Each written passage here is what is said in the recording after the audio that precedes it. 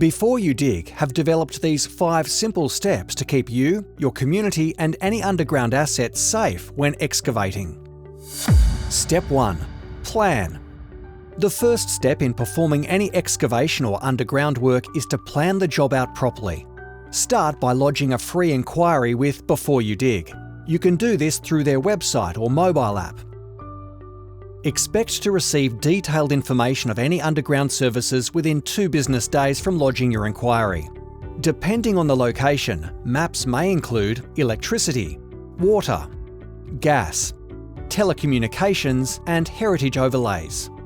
If after 2 days you still haven't received all the expected plans listed on the Before You Dig cover page, you can contact the asset owners directly by using the information on the confirmation sheet. 2. Prepare. Once you're on site, check to make sure your maps are still within the validation date, as services may have been moved or added. Next, refer to the front page of your plans to find the list of directives you'll need to follow to meet your duty of care. You'll also need to comply with any safe work method statements and possibly permits to work when carrying out your job. Some asset owners also have no-go zones or exclusion zones that you'll need to maintain when working around their assets. These can usually be found on the duty of care statements provided by the asset owners. Never rely on maps alone. Always take a good look around for evidence of any underground services that might not be shown on the maps. Not all asset owners are BYDA members, so you'll have to follow up with them individually.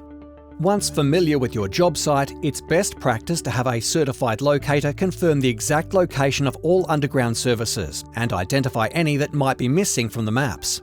You can find the contact details of certified locators in your area online or by contacting the asset owner directly.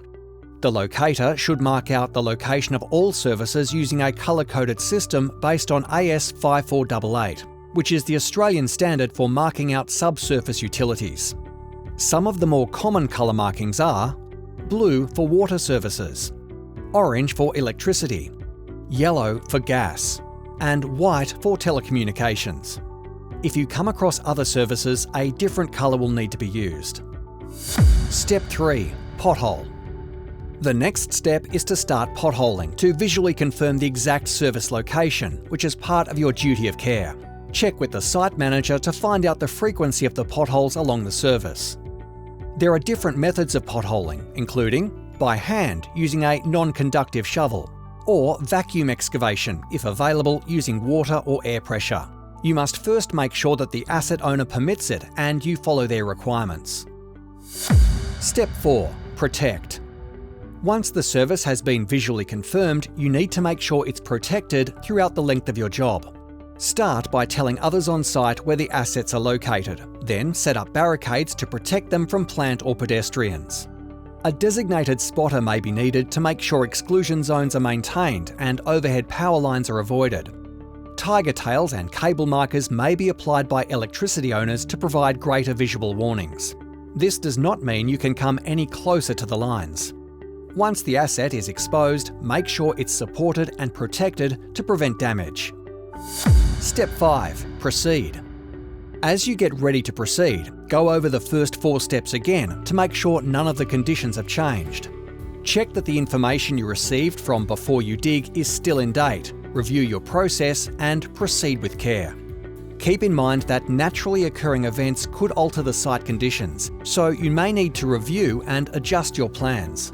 Proper planning will give you enough time to follow these 5 Ps and will save you time and money, as well as keep you, your community and any underground assets safe.